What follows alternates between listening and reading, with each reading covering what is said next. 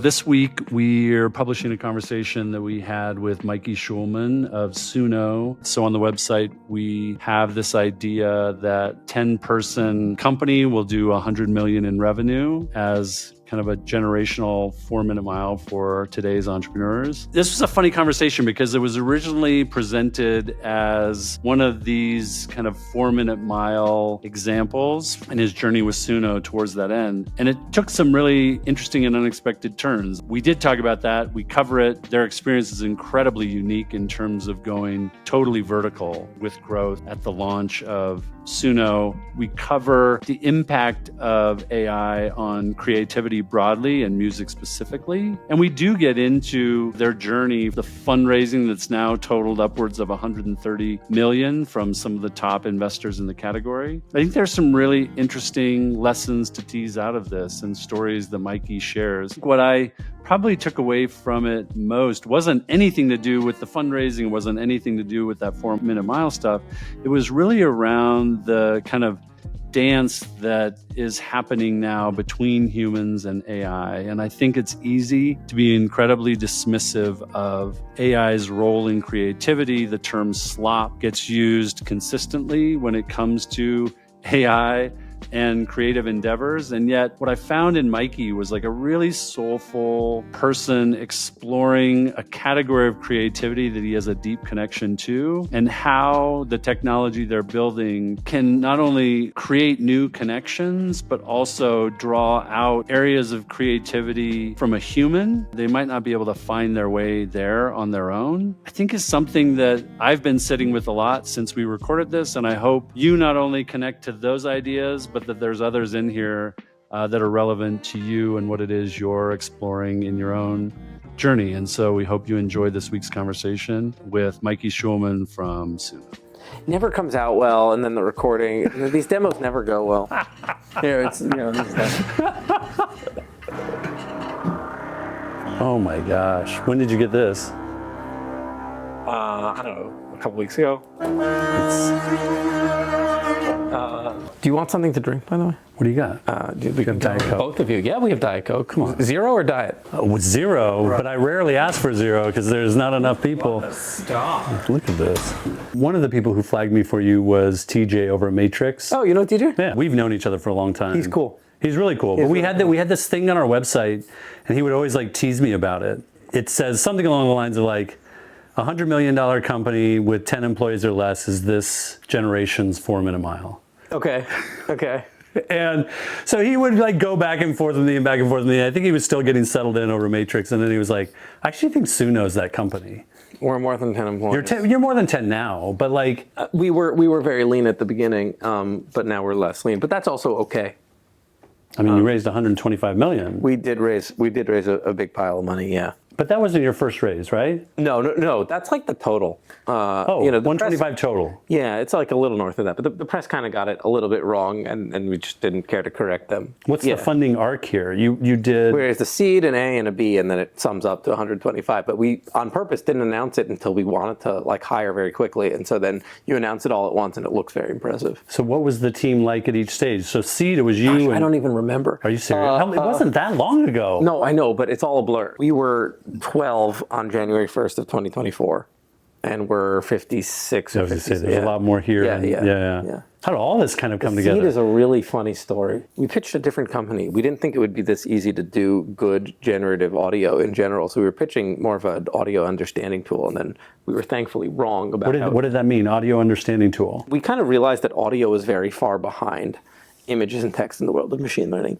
And we thought that it would be very hard to do good generative stuff at the scale that we were at. Were you trying to use something and you're like, wow, this is actually pretty terrible? Or kind of. Is it the world so at our last from? job, we were doing all text until we stumbled on, so we were at a company called Kensho, Machine Learning for Financial Services. We're acquired by S&P Global. Okay. And we're doing all text except for this one project, which is like the least sexy audio project in the world. It's automating earnings call transcription. So if you've ever read the transcript of an earnings call, very good chance S&P did it. Long story short, we successfully, brought a lot of speed and scale to that process with machine learning, but we just realized And you were transcribing audio to text. Exactly. Okay. Exactly. Got it. We just realized that it's so Audio's in the dark ages in machine learning. Like, there's no tooling around it. There's no capabilities. The technology is very backward, and images and text are getting modernized and revolutionized, and nobody's doing this in audio. And we thought we could do it better, and so we set out to do that. Before you started, did you theorize on why that was the case? Like, why wasn't anybody trying to do it? Yes, I have several theories. I don't know if you can prove any of them. It's annoying to do audio. Audio is very big. The data is big. It's really messy. So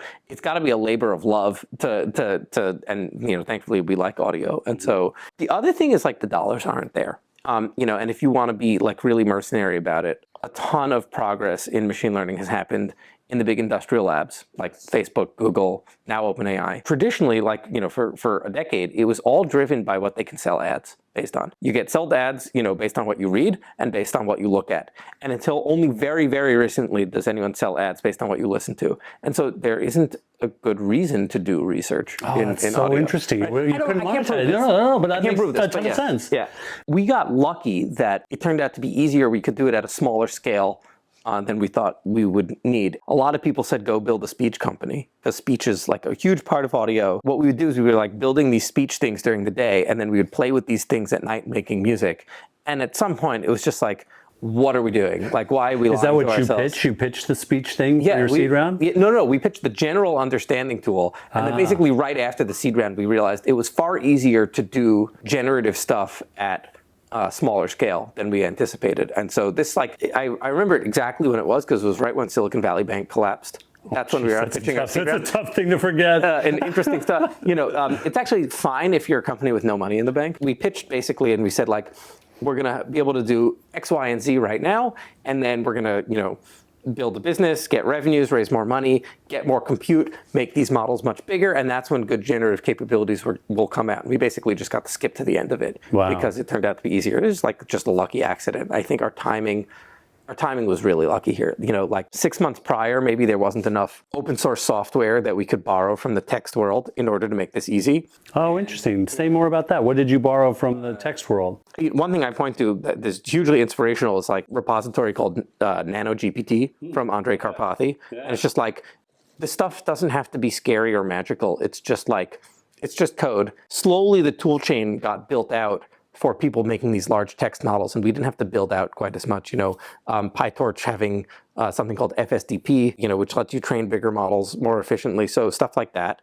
So 6 months prior, we wouldn't have been able to do it. We would have had to do a lot more by ourselves. Basically, 6 months after, people start to enter the space too. So our timing was just really lucky that we kind of threaded the needle there. And was your seed round the starting gun, or had you been working on this for a while? Did you have something to walk into investment? Yeah, we were working on it for a little while. I feel very lucky who we have around the table. People I really, really like. I'm a people person, so life is too short to work with people you don't like. If you go back to that first pitch, how big a vision were you pitching? Like, how big did you think this thing could be? Actually, quite big. You did, even back then? Yes, okay. Because if you just think about how much audio is out there and created and just underutilized, and I thought it would take a really long time, and it still will take a really long time for everybody to utilize all the audio they have, but, like, your ears are, like, always on. There's always stuff happening and it doesn't get utilized. I am actually quite bullish on audio in general, like outside of music.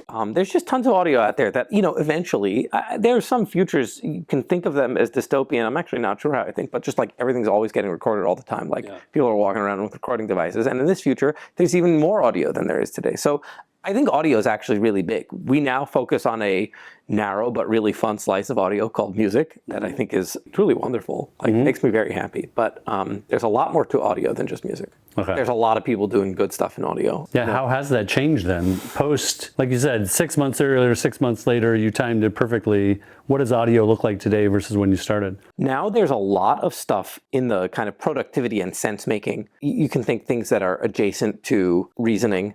So all of the big LLMs, like OpenAI with its voice and Anthropic, like all of these things now have voice as an important modality or audio as an important modality because that is kind of how humans communicate. Like one thing you can think is, we kind of evolved to communicate through audio, and like writing stuff down was a hack that turned out to be really good. But I think it's very hard to just completely get rid of it. And I think a lot of companies that went all remote and now don't do all remote, I think kind of feel this, that there's a lot of stuff in passing that gets done kind of human to human that's like that. I think in general, there's tons of stuff focused on productivity gains, which is really, really important for growing the economy.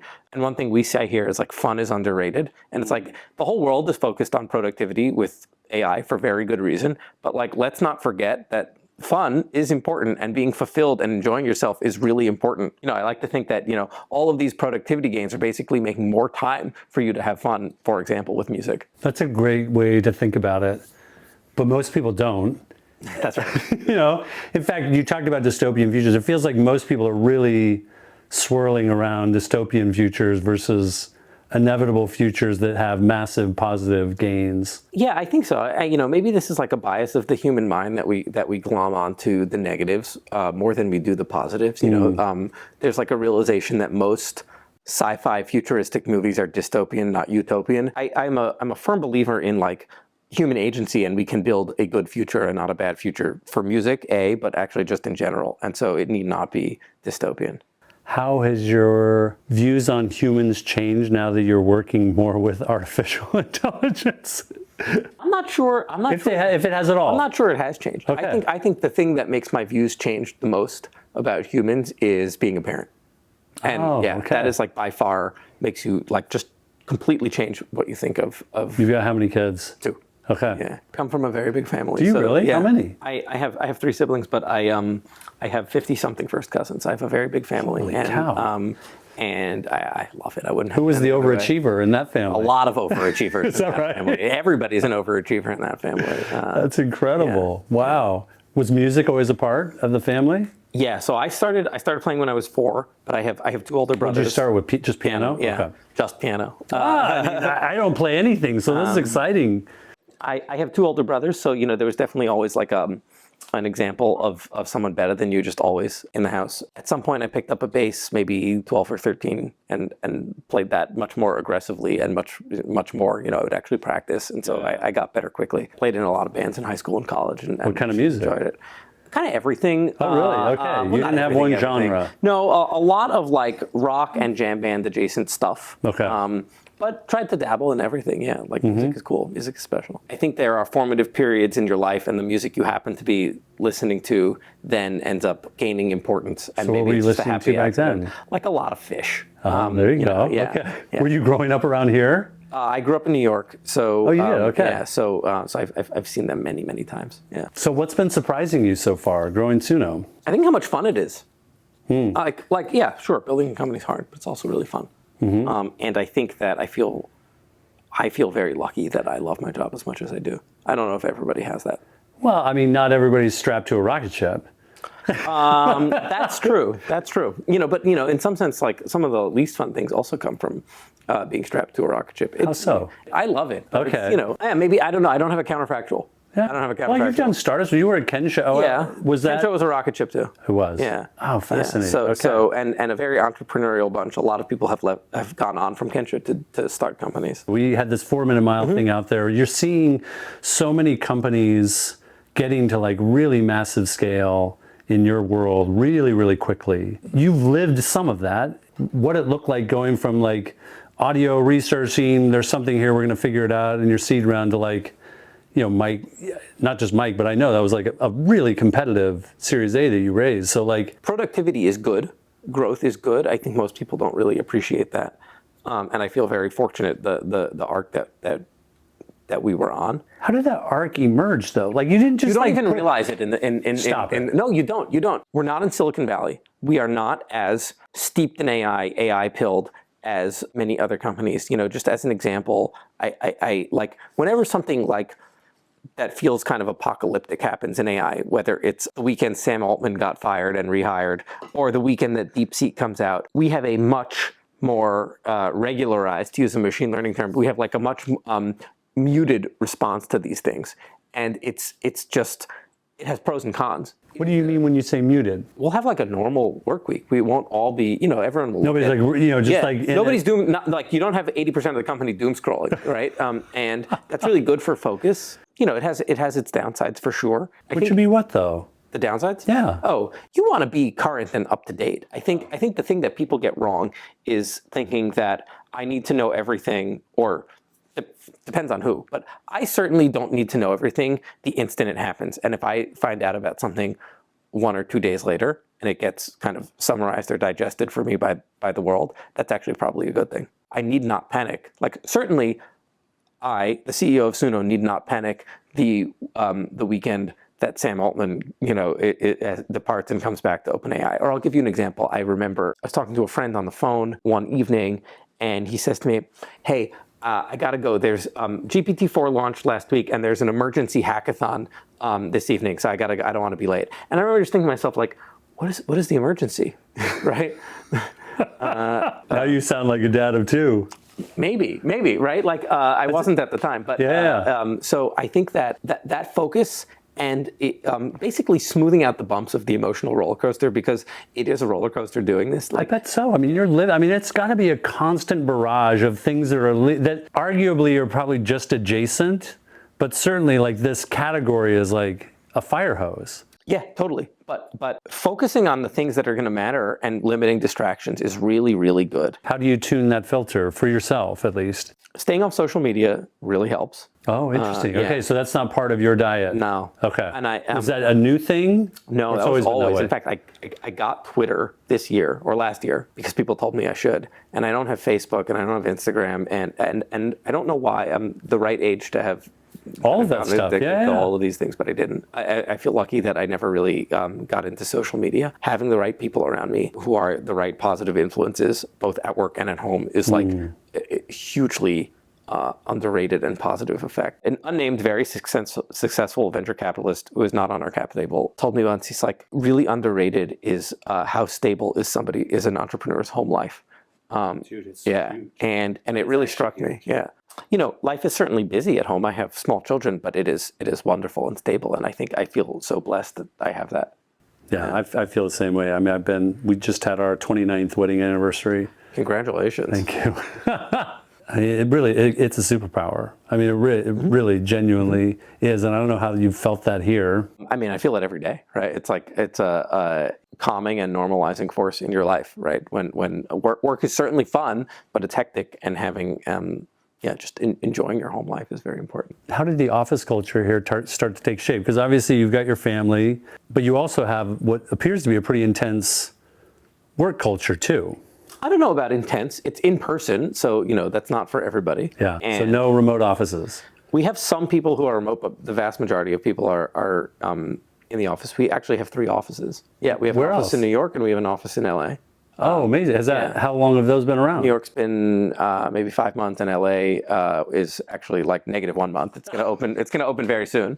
During the pandemic, when we were at our last company, I would actually go in after like things calm down. I'd go in every day and there'd be like 3 people there. But I think people just don't realize part of the reason that people were doing in-person work for a while is like there was no such thing as Zoom, but there are other reasons that just got wildly overlooked. And I think there's the same thing of like everybody kind of just going all in on things without thinking about them, whether it's like DeepSeek or whatever other flavor of the week it is like I feel the same way about remote work, which is that it has its benefits, but it definitely has its downsides, and we would be unwise to overlook those downsides. This is a team sport. This is a contact sport, and I want to be around people. And this is a personal thing. I really get energy being around. Well, I think this is the thing that I said early on in COVID, where people were like, "Oh, remote's the way to go." And my take is always like, whoever's leading the company, whatever they're inclined towards, like that's what's going to work. So if your CEO hates remote, sorry guys, like remote's just not going to work. Like you're just not tuned to work that way. That's right. And you've got to set it up in a way and surround yourself with people that are on the same wavelength as you. Part of what you said is kind of blowing my mind, which is like you run a consumer app and you are not on social media. Like that's pretty freaking wild to think in this day and age. I guess I'm like sitting with that as a thought. I don't even know that there's a question there. There's so much like hacking and things that like people are trying to figure out on social and how to go viral and get network effects and all that stuff. And here you are with like none of that as context, and yet Well, there are people here who understand these things better than I do, right? We have a chief product officer who formerly ran all of product at Snap. The other thing is, like, you shouldn't need to hack your way toward pleasurable experiences around music. I think humans evolved to resonate very strongly with music, and in some sense, you need to iterate and you need to build it. But there isn't going to be some, I don't think we're going to do ephemeral songs for people in order to, kind of gain some virality. Like, this isn't, this is behavior creation, which is hard, but it shouldn't shock people that people love music. In some sense, maybe it's not so crazy. But there's been so many cuts at different attempts at music. Why do you think this one worked? Some of it is the timing being lucky. Lucky, we talked about that a little earlier, just on the tooling. Yeah. Okay. Yeah, well, like... Was there any other thing else going on in the zeitgeist that, like, made it... AI was very popular. Okay. And so that definitely helps. And so, many of our initial users, especially, like, at the beginning, when the music is not good, you need to be, let's say, forgiving of people will still come because it's like, it's a bit of an AI party trick at the beginning. Totally, it's like real novelty. Yeah. And then if you can get better quick enough, they'll stay because it got better quick enough. So we think about a few things with music. I think one is the audio quality. Does it sound like crisply recorded? One is the song quality. Is it a catchy song that resonates strongly with me that I want to listen to over and over again? I'm sure there are songs that you have listened to hundreds of times in your life. Yeah. And then the last is, we say control, which is like, I have ideas in my head. How quickly can I get them out? And it's like, if I ask for a saxophone, did it come out as a saxophone? If I ask for classic rock, did it come out as classic rock? Something like that. Of those three, which is the hardest? Depends on. Because in my mind, control, like, that's such a great metaphor for it, but control that seems will to be work the on hardest forever. part. I would imagine so, control right? will work on forever. At a certain point, the audio quality will get so good you won't realize. I think there's a lot of room to grow though in song quality. I think music has stopped really evolving harmonically. I'm quite optimistic that AI is a means to have it start to evolve harmonically again. Okay, say more about that. Quality, harmonically. You look at popular music in the last decade, and it's basically the same song structures, the same chord changes. There's only like 3 approved topics for songs anyway, right? There's like, love songs, hate songs, and but where it evolves in an incredibly interesting and quick way is the sounds. Like, so and because sounds, they hit you, right? And so there's these crazy stats. Like, if you look at the last 20 years, so 20 years ago, maybe a third of Billboard #1 songs had a key change in them. Fast forward to 2023, and it's 0.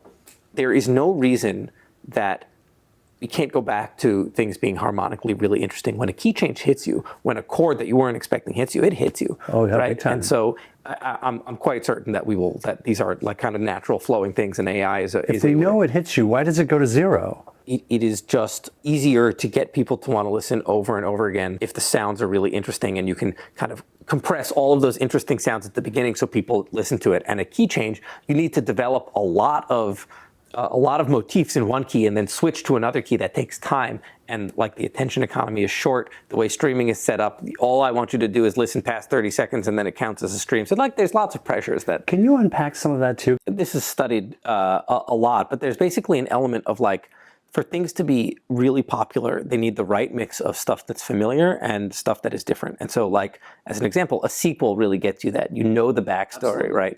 I guess the musical equivalent might be a cover. People with great voices, they always tell them to start doing covers, like start with covers, right? You get that familiarity for free. And it's comfortable and it's easy, but it's where you take it from there is I think the real question. How much do you think the music services and the algorithms then drive that idea of like doing covers or doing the familiar? Do you know what I mean? I don't know the answer, but I think people don't appreciate the extent to which, and these things are intertwined, the extent to which both recommendation algorithms and just the general incentives in the system matter a ton. The general incentives in the system, for example, are I'm trying to get streams on Spotify. That's how I'm going to make money. A stream counts once somebody listens past 30 seconds. I got to make sure I get the hook in to get somebody to listen to 30 seconds, and then maybe I stop caring as much. Stuff like that ends up mattering a lot. And then if you are YouTube and what you are trying to do is get people to stay on your platform as long as possible instead of watch as many videos as possible. Like whatever the incentive structure is in the system ends up like kind of in the product. And I think that there are no free lunches here. Everything is trade-offs. And so I think about this a lot. Like it's not really in our platform yet, but I think about this a lot. Why isn't it in the platform yet? We're not really doing like serious recommendation type stuff. You know, what we're giving people is the experience of creating the music that's in their head and letting them kind of take the reins. But who's to say we won't at some point, you know, be recommending music to people in a much more serious way. I think this is also, though, a very natural progression that we are the next step in. So, you know, the last big wave in how music was produced was going from analog production to digital production. You used to need, you know, a giant console, and you would need to hire tons of session musicians, and it would cost $1 million to make an album. Rick Rubin doesn't know how to use any of it. But Rick Rubin gets to have people do it for him, right? No, but this, you know, I think that's actually a perfect analogy. Rick Rubin, you know, can have people actually do all of the stuff for him, and then digital production comes, and you can have 14-year-olds with their laptops produce hit songs because they will learn the tool. It's all contained on their laptop. They have really good ears. They learn what sounds really good. Somebody gave them all of the things that Rick Rubin has, which is people to do the things for you, or they learned it. And so that greatly reduced the barrier to make great music. You have people, you know, Martin Garrix was 14 years old when he gets discovered. And I think about this as a continuation of that, where you need even less emphasis on skills and more emphasis on your ears. It gets easier and easier to create, and what that means is that you rely more and more on your ability to say, I like that, I don't like that, how do I tweak that, keep going. It makes a lot more music. Yes, it will make some more bad music, but it will also make like the highs will get higher. I understand why that's scary for people, but that's really good. What do you mean when you say the highs get higher? The best music will get even better. Oh, on what dimensions? All the dimensions. It will take time, it will take effort, but if you make it much easier for people to make stuff and experiment with stuff, they will arrive at better music faster. Somebody should check me on what I'm about to say, but my we can edit it out. My observation is that it comes to younger people first, and that is because at that point older people aren't as digitally native. And at this point, I think most people know how to use an app on their phone or open up a website, and I think that's the big difference here. But you have a lot of like people mad at you. Yes, we do. Yes, we do. Is there a common theme to what you think they're getting upset, A, and then B, maybe what they're getting wrong about directing that anger towards you? There are a few common themes. You know, I think in general, change is scary, and technology has not always been kind to the music industry. And so I fully understand that. I mean, I guess Napster wasn't kind. Napster was not kind. You know, piracy. But it seems like the streaming services are beyond kind to them, right? Like, yes, but it took a long time to build back up. That's true. CDs were expensive and people bought them a lot, you know? And vinyl literally almost died. I totally understand that. You know, I also understand people are afraid that when you put the means of production of music into lots more hands, that will take music into new places. And I think that there are, for good reason, cultural gatekeepers who sometimes get worried about that. But I also think that putting the means to make music into more hands is very obviously good. It's like you are letting more people be expressive. You are getting way more people into music. And, you know, you zoom out all the way and you think about this without some of the details, and you say, 1 billion people way more into music than they were before, that's got to be good for music on the whole. What's the argument against it? I think then you start to get into little details, and you find little places where it's not perfect. I think that the music industry is way smaller than it needs to be, and that if you make really fun, engaging, meaningful experiences for people around music that they don't have right now, they will love them, and the music economy will grow, and more people will be able to make their livelihoods making music. What's the most compelling case, though, against it? That's like, you know, America, apple pie, the whole thing, the way you just said it. So there's a part of me that's like, well, who would disagree with that and why? And clearly there are plenty of people who disagree with it. I think so. I think it's everybody who is doing well in the current system is not going to want to see a system change. And I totally understand that. There are very common complaints, I think, that in some sense are not maybe self-consistent, but it's like we are simultaneously making terrible music and ruining music for everybody. And I think that, or simultaneously making terrible music and replacing artists. And to me, these are inconsistent, like they can't both be true. Like if the music is bad, we can't be replacing artists.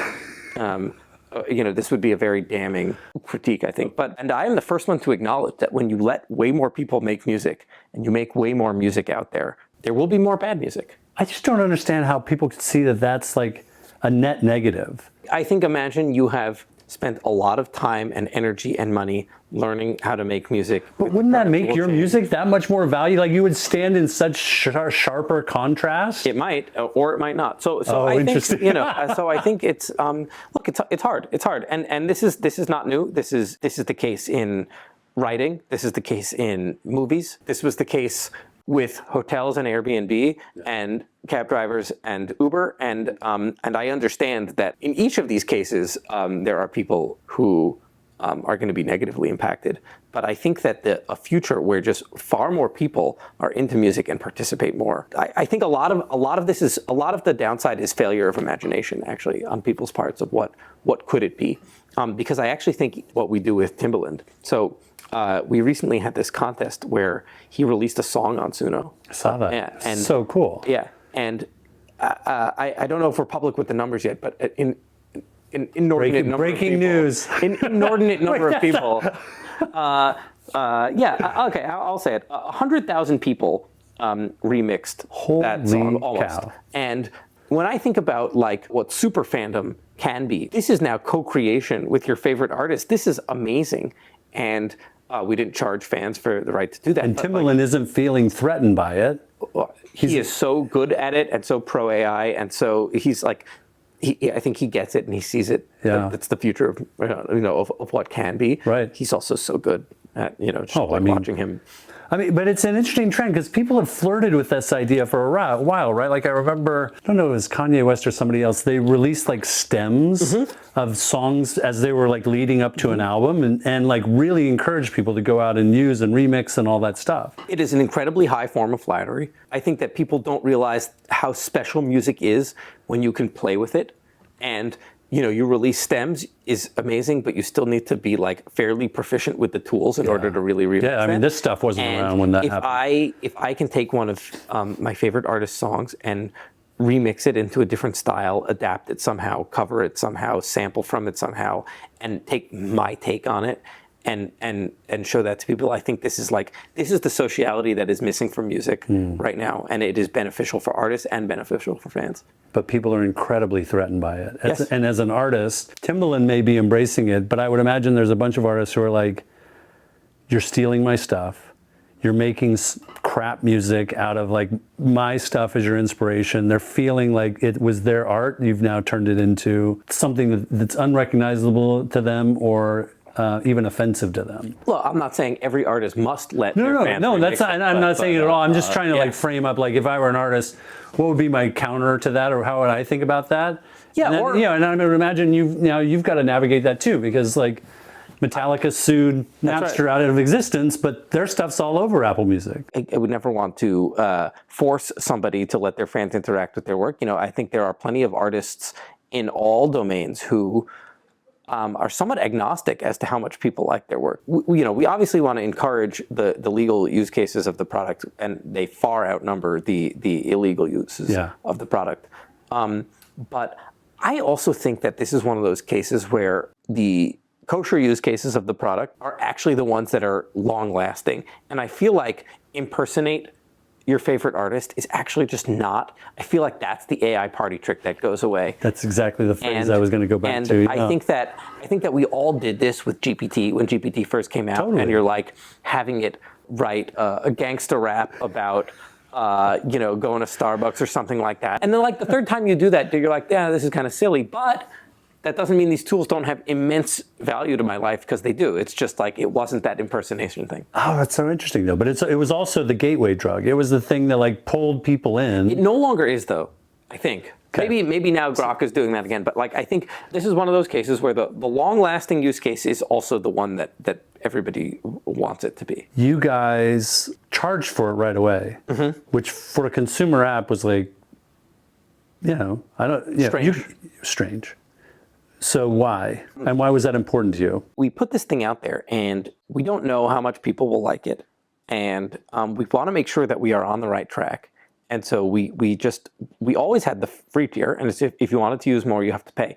And it is Where does it stop? And how did you decide I think on we where never it stops? changed it. So the truth is, somewhat arbitrarily, we said, you can use it 5 times a day, and then, which is quite generous. Yeah, and then if very. you want to do more, you have to pay. Yeah. And lots of people are daily users of the free tier, recurring. And even back then, and I think we got a lot of people to subscribe in the first month, which told us that we were onto something. And I think How much were you charging them back then? same thing. We haven't changed anything. Nothing. We added a more expensive tier on top. We added topic, but like the core structure of the business model has not changed. Okay. And it's really nice because it tells us, like, this is the thing that that makes people want to part with their hard-earned dollars because I'm giving them something valuable. You could make the argument that maybe we would be bigger if we had just never charged and given it all away, but we also may not be, because we wouldn't actually have the data on what people are willing to pay for. And that turns out to be really, really important, because this is behavior creation, and we don't know a priori what fun new behaviors are people actually finding valuable, and what things are they just doing even though it's not valuable enough. I'll give you, one of the investors in the company gave this piece of advice, which has really resonated strongly with me. He said, let me write the obituary of the company for you so that you don't have to. And he said, a bunch of, like brainiacs who think they're smart enough to sit in a room and just intuit what the best consumer experience is going to be, and they get their lunch eaten by a bunch of people who just iterate their way there faster. That really resonated with me, especially in something like this where the behavior creation is hard.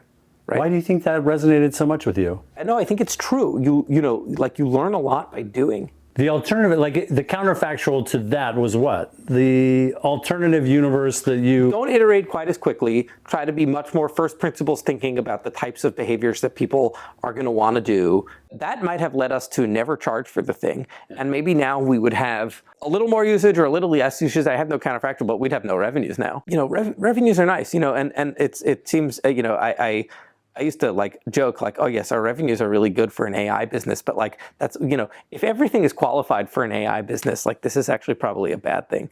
What did you mean when you said for an AI business? A lot of AI companies have not massive revenues, without naming names, and it's a lot of hype, and I am glad that we are building a strong business here. Revenues mean, we raised a lot of money, but revenues mean we burn it very slowly, and that is a real weapon. But you went from zero to pretty meaningful revenue pretty quickly. I mean, there's been speculation. How much money, how much revenue were you doing? They're strong. Where at what point? I mean, at peak. The you were nine-figure business? Revenues are still growing. I'll decline to give a number. I think the last public number that leaked was 40, but we're ahead of there. That's that was what a little while ago. Yeah. What did iterating do for you? With each turn of the crank, you obviously launched with something, and then you launched something again. Let me try to give the counterfactual here. Yeah, which is because it exists actually. Each turn of the crank produces information, and then when companies come along and they try to launch clones of your app, they don't have all of the learnings that came from why did you iterate your way there. And you can then launch a clone of our app, and we've seen a lot of clones of our app come up, and it's actually just harder without all of those learnings to know what to do next. So you've seen the counterfactuals built. Yeah, we are not the counterfactual, right. We've seen the counterfactual, yeah. That's so wild. How quickly do they show up? Oh, there's there's US ones, there's overseas ones, there's, at any given point, there's probably 10 of various sizes, yeah. Is there a theme to what you keep being drawn to iterate on? 100%. I think you will see us try to make music much more social.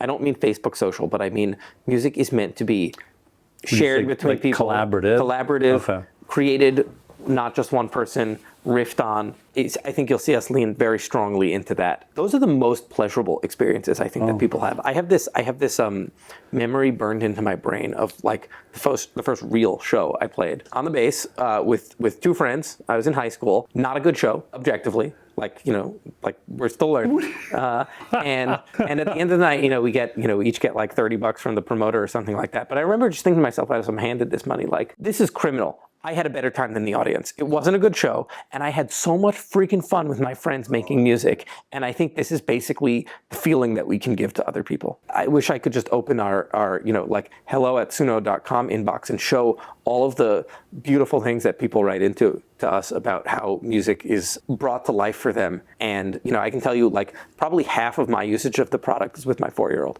Wow, really? Has it always been that way? No, but like as he's gotten older. Yeah.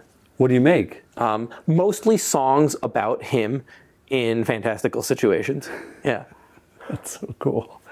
That's so cool. I think music is also really underappreciated in development What do you with mean? kids. Like, it's a really important part of it. People go crazy. It's like 10 years ago, everyone's like, you need to learn to code. And now everyone's like, no, you don't need to learn to code. It's like, you should probably just teach kids music. How formative is that for you? There's probably some revisionist history that it's like the most important thing. It wasn't the most important thing, like I focused on school much more than I focused on music, when I was a kid. Certainly discipline is helpful. Yeah. But there were people who were more disciplined and who were better than I was, When things started to work, who were the first few hires you made? The seed, so we were 4 co-founders. We all worked together at Kensho, one of whom is my best friend. That's very cool, getting to work with your friends. Cool. And then early hires were machine learning and software, some from our network, some from not our network. One of the early hires came inbound after we released an open source repo, an open source piece of software. It really made me realize the power of actually being a little bit of a known quantity, and then people want to come to the door. Yeah. It got a lot of stars on GitHub, so people liked it. It was, and again, this is a timing thing. It was just it was the first very realistic text to speech, and we made it open source, and people did a lot of funny things. What was your intent when you released it? What were you hoping for? If I'm being honest, I don't think we had totally thought it through. If I'm being honest, we hadn't totally thought it through. It was just we think this is really cool. Yeah. We put the guardrails in place to make it very, very hard, if not impossible, to clone people's voices. Yeah. And then we released it. And it put us on the map a little bit. It's like people start to reach out. People, potential employees, investors, potential customers, etc. You're starting to get inbound. You're now getting ready to launch Suno. How does the composition of the team change based on? I would imagine most of your early hires were just more technical people. You're a 4-person company, you're an 8-person company.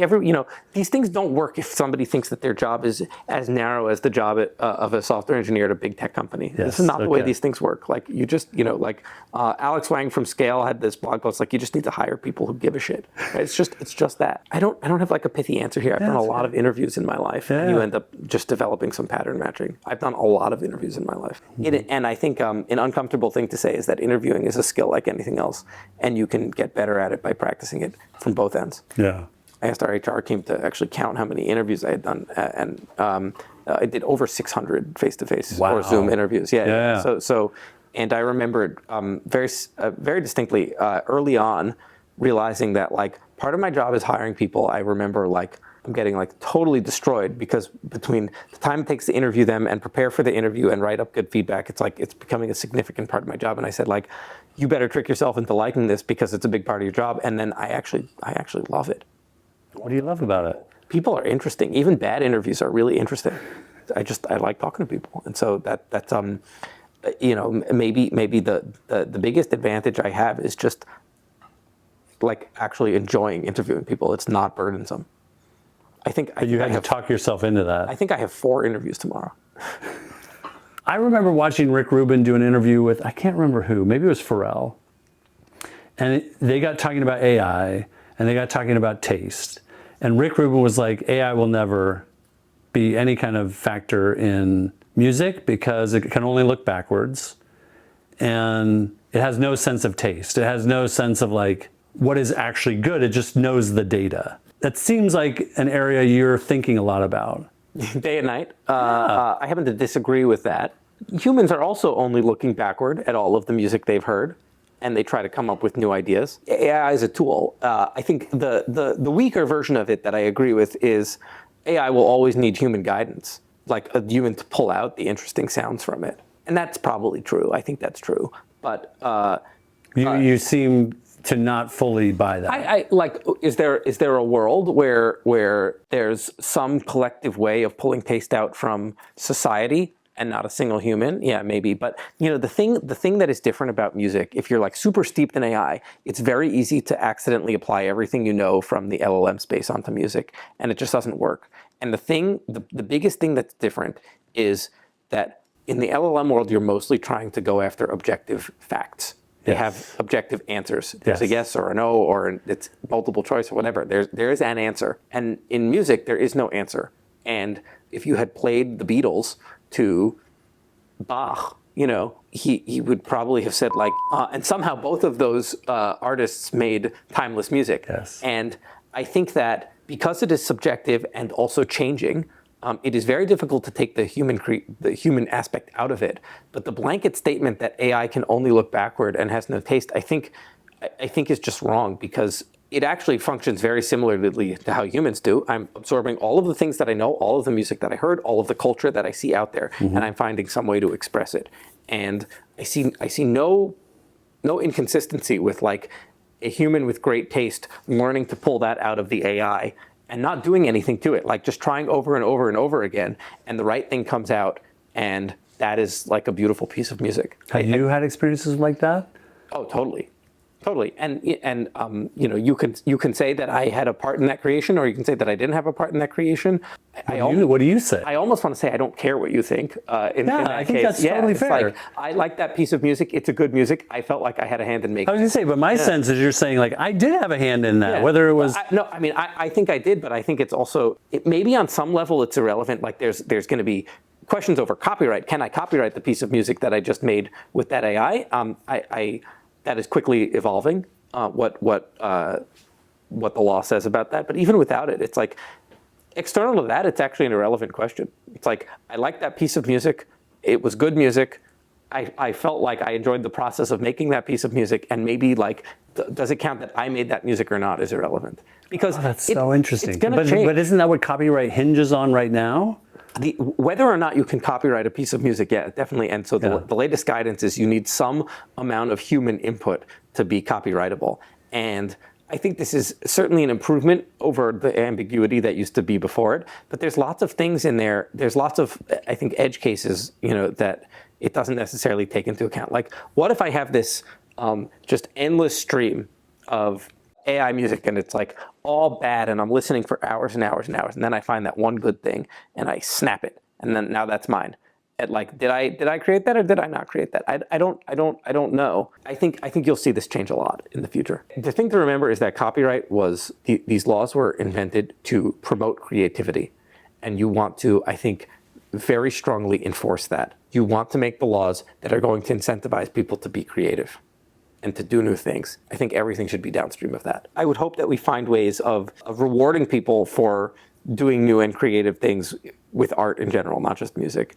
And AI seems like a very obvious part of the future of those things. It's not the only part of the future, but it seems like a very obvious part of the future. One thing I've heard you say is that AI is overrated. What did you mean? What do you mean when you say it's like overrated or overhyped?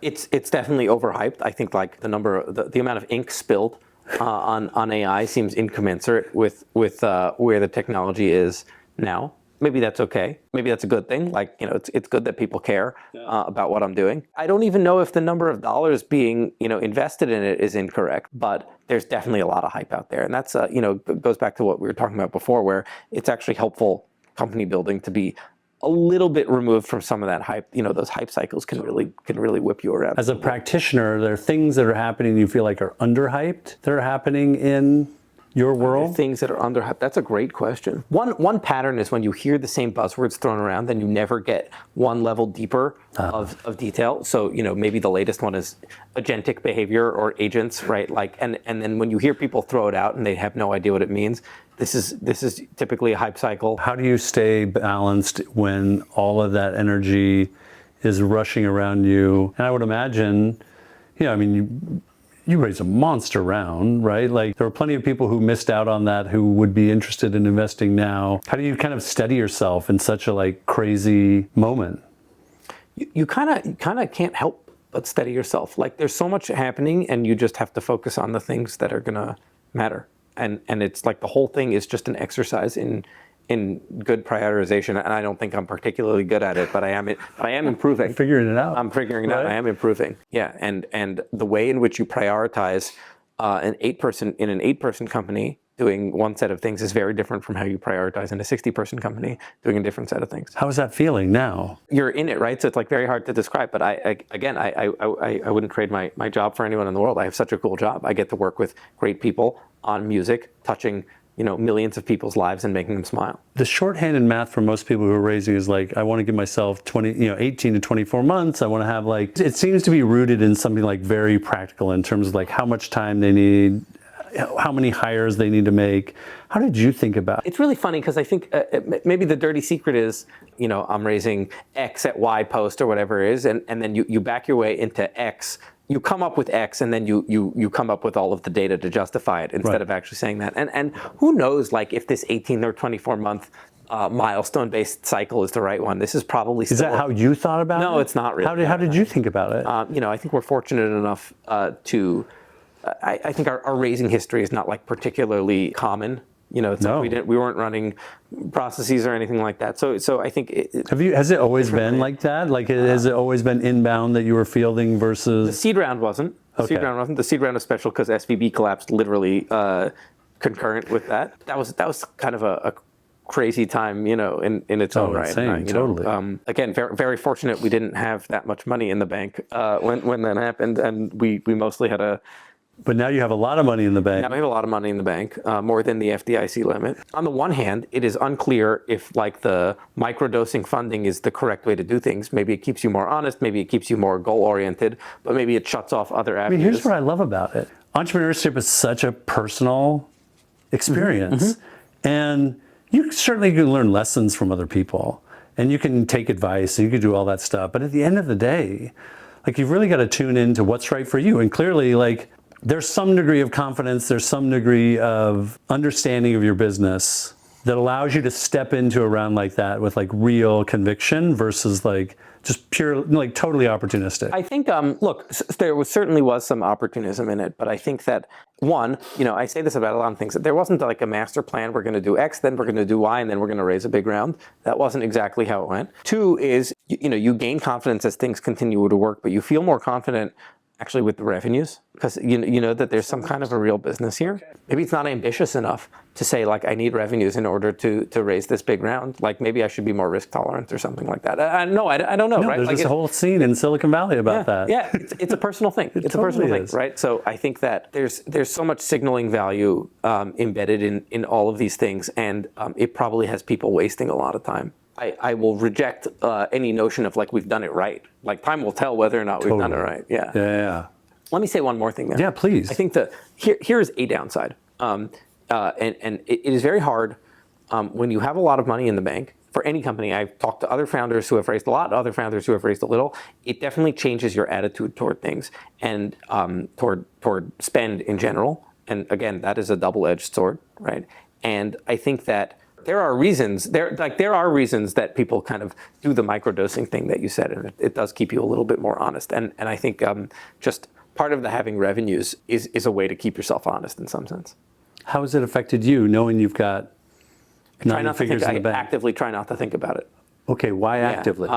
You simultaneously have to think what are my goals? What product do I need to build? What do I need to give people? And then you think, okay, I have a war chest, and how can I deploy that capital against those goals? But if you constantly have that number in your mind, it will distort how you think about things, and you won't allocate it correctly. We should always be trying to think basically, how do you do more with less? And then that will make the capital go further so that you can do something else. Isn't that wild to say, though? I have 9 figures in the bank, so how do I figure out how to do more with less? Most people would just say, hey, I've got this money hose. Let's go solve every problem with the money. As an example, I tell everyone, this is a super high trust environment. Everybody at this company has good judgment, is very trustworthy. One thing we don't give everybody is Stripe access, because we don't want everybody constantly focused on the revenue numbers. And if you ask me, I'll tell you what they are. If you are constantly focused on that number, it distorts how you think about things. Is that a lesson you learned yourself? Did you ever focus on that too much? Yes. Okay. Yes. And in fact, yes, 100%. Okay, say more. What did it do to you? If you are constantly, like when you're going vertical and you feel really good and you're just constantly refreshing that page, it's like this is like the version of social media of like you got addicted to the thing and you're not actually doing anything productive, and so like let's stop it. How'd you break that habit? I don't know, discipline. Or who says I have? But have you? No, yes, I have. But yeah, discipline. It's just like focus on the things that are going to matter. Because if you don't, no one else is. Another great piece of advice that I got from an investor is like, doesn't matter what it is, it's always the CEO's fault. It's true. Always the CEO's fault. Always the CEO's fault. How or whether you feel the pressure to spend it because it's there, and how do you kind of manage that psychology? Because I would imagine the starting gun's gone off. I took on all this capital, and now I'm gonna, tripling the team, and I'm building all this stuff. You should feel pressure to use the money correctly and efficiently and quickly, and I'm not sure the cost benefit calculation of is X worth it, should that be dependent on how much money is actually in the bank? It's like, is X worth those dollars? Yes or no? I actively am trying to avoid having this company turn into like just a great source of waste because there's a lot of money in the bank. Have you ever felt out of your depth? Every day. What do you mean? I'm making this up. But how do you feel? What business do I have starting a consumer music company? Right. I know a little bit of music, and that's it. I have no business doing this. Yeah. Why are you doing it then? Because it's fun. Or how are you doing it then? What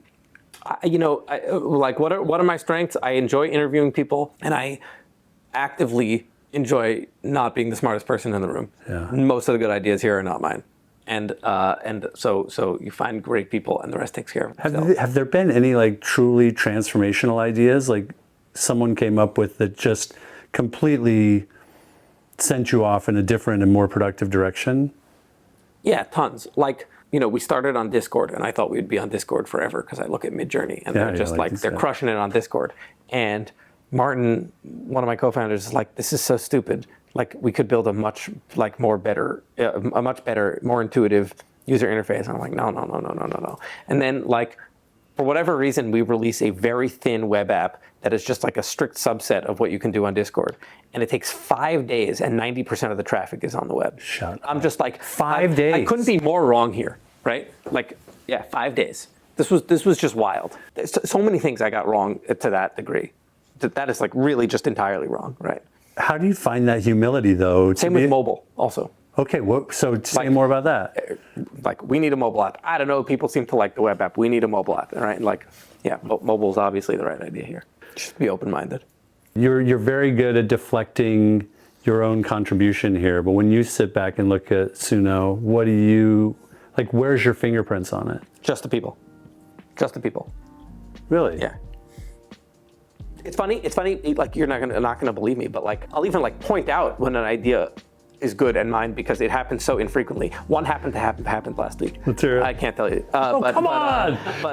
Drive me crazy! I can't tell you. It's not that good. But no, I'll like literally text someone like, I have a good idea. If I have my rare, like, I have my biannual good idea. It's just the people. It's just the people. I love it. Well, this is fun.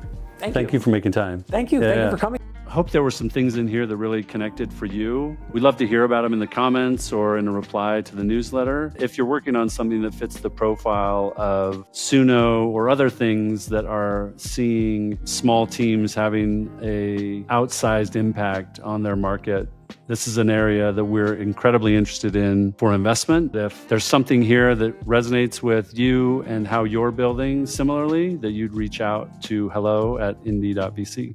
Take care.